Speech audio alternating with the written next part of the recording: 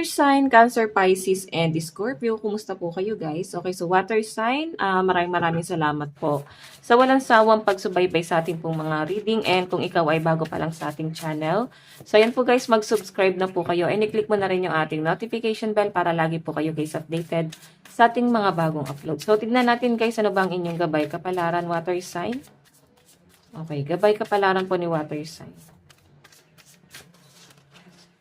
So, meron tayo guys, the world, no? So, nakikita ko guys na para bang gusto mo nang mag-explore, gusto mo nang magbiyahe-biyahe, gusto mo nang umalis-alis. May nakikita ko dito guys na para bang moving forward ka.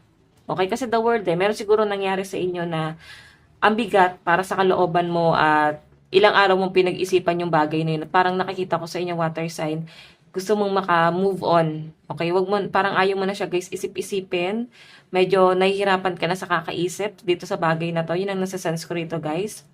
Okay, so titignan pa natin. Okay. Tignan pa natin.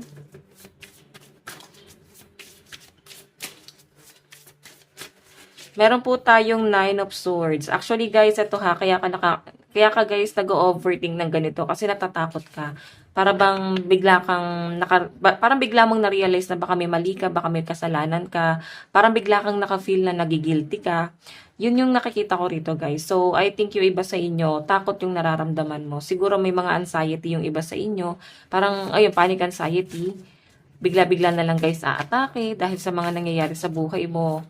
So, yung iba sa inyo guys, marami kang marirealize dito. So, parang ngayong araw na to, once na mabibigyan ka ng opportunity or pagkakataon na baguhin yung buhay mo, talagang babaguhin mo siya guys, no?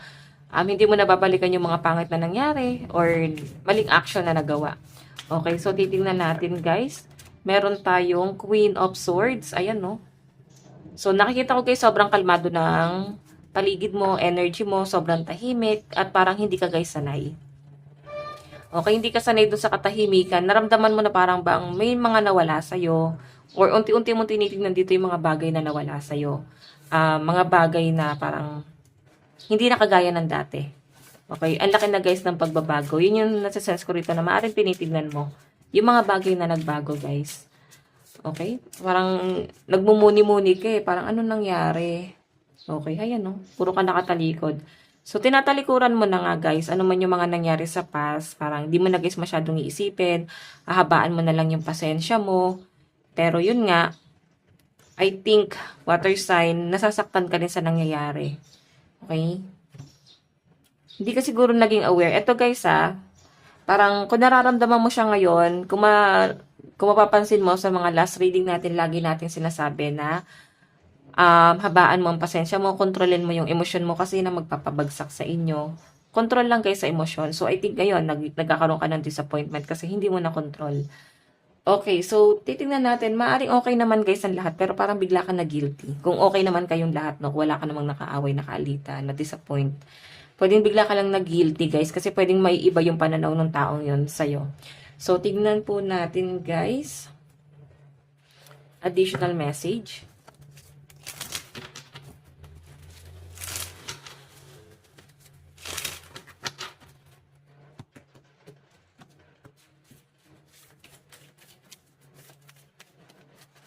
Okay, so meron tayo guys photograph, 'di ba? Looking at your photos, missing you nostalgia, make new memories. So, nakikita ko sa inyo guys, ayan, nakatingin na lang talaga kayo, kumbaga para bang nagpa-flashback lang talaga sa isip mo. Nami-miss mo kahit papaano guys. Nahihirapan ka pa rin na mag-recover sa mga nangyari. Or pwedeng may mga pinanghihinayangan ka, siguro hindi mo na control yung pagkawala ng isang bagay na maaaring nakakadulot sa inyo guys ng disappointment. So, sinasabi nga rito guys, and make new memories. Pwede pa bumawi. Pwede pang maayos. Kailangan lang guys is, ayun nga, bumawi. Oo. Okay? So, ano ba ang kailangan gawin? Kailangan mag-confess ka dun sa taong yon. Okay? Or maaring siya. Kasi energy mo to guys So, mas malakas ang energy mo, water sign. Meron tayong puro, diba? Camera pa rito, reminiscing, keep safe perception, learn from the past, make memories. So, siguro may mga inaalala talaga kayo na nangyari sa past. And sa pinapakita sa akin dito guys, parang sobrang nagre-reminisce ka rito. Nanghihinayang ka na parang sayang, okay naman sana kami noon, ano nangyari, bakit ganito. So, baka sa relationship mo yan, or pwedeng sa mga kaibigan, pwedeng sa katrabaho, or mga bagay na mga nawala, guys. Yon, parang hindi mo na-enjoy. Or kung na-enjoy mo man, guys, sobrang miss na miss mo siya. Para bang kulang, no? Kaya siguro sinasabi rito na parang hindi mo ganun na-enjoy kasi parang nakulangan ka. Okay, so meron tayong hands of the card.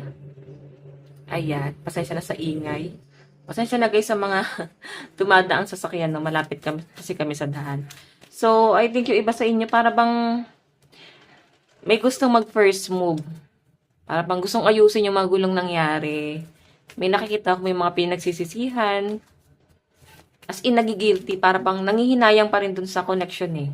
Okay, dun sa relationship, nangihinayang. So, may nakikita ko na parang may nakaka-realize dito na parang ayusin pa kaya namin, baka okay pa, baka maayos pa. Yun yung pinapakita sa akin dito, guys. Okay, so tignan pa natin, guys, pagdating sa love life mo. Kasi puro ano to, guys, inaalala mo lahat sa nakaraan. Pwedeng mga maling action, desisyon, na nakaka-apekto sa iyo ngayon sa kasalukuyan. Okay, sabi nga nila, guys, hindi mo na mababago ang nakaraan, pero kaya mo pa, guys, ayusin sa kasalukuyan. Okay, kumbaga kailangan mong bumawi sa kasalukuyan. Pagdating sa love life mo, meron tayong Queen of Cups. So, meron ako nakita rito na maaaring may nagmamanifest sa inyo.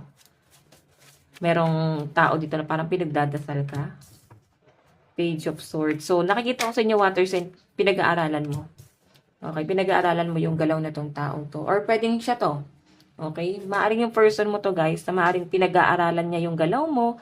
Tinitingnan niya kung ano na ba ang magaganap sa inyong dalawa. May mangyayari ba? May patutunguhan ba? Yun yung pinapakita sa akin dito. And kung makita nyo, guys, 7 of Cups, may ibang option.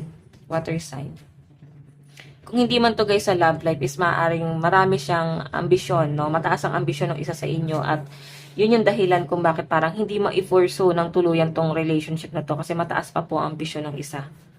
Okay, marami siyang plano sa buhay niya, at maaaring naiisang tabi itong relationship na to. Okay? Siguro marami pa rin siyang responsibility. Nakikita ko naman, guys, na gusto niya talaga nakasama kanya na mangarap. Ang problema lang, guys, siguro hindi parang walang partnership eh. Okay, kumbaga yung isa pundar ng pundar, yung isa parang walang tulungan na nangyayari, guys. Yun yung nasa sense ko. Okay, so tignan natin love advice. So, iba sa inyo, guys, masyadong guarded. Siguro pinag-aaralan pa rin to. Okay, love advice. Meron tayong stay optimistic about your love life. Meron tayong past life relationship. So, guys, ito yung pagiging negative thinker, masyadong nakaka-apekto sa love life. So, maaring yung mga negative, pag-overthink, mga doubt, yun yung dahilan kung bakit nasisira itong connection na to. Maraming doubt. Okay, so sinasabi nga rito, think positive lang. Kasi nakita ko na kung hindi siya, guys, maalagaan, mahuhulog talaga sa iba yung person. Or pwedeng ikaw, kung nararamdaman mo na parang di ka naalagaan ng person mo, parang mahuhulog ka rin sa iba. Yun yung nasa sense ko rito, no? Okay, so tignan natin pagdating sa daloy ng pera mo. Water sign. Sa kaperahan naman po ni water sign. So, guys, meron tayong 4 of Cups. Meron tayong the Sun. And Page of Swords. Actually, guys, may mga nailabas kang pera na pinanghihinayangan mo. Parang sana pala, hindi ko na tinulungan to si ano. Sana pala, tinipid ko yung pera ko. Sana pala, ganito. Puro ganon, guys. Kung saan mo nadala yung pera mo is maaring lagi kang may sana pala ganito. Hindi ka naman, guys, nanghihinayang kung tumulong ka, pero siguro kasi ikaw yung nahihirapan ngayon. Oo, ikaw yung nahihirapan ngayon.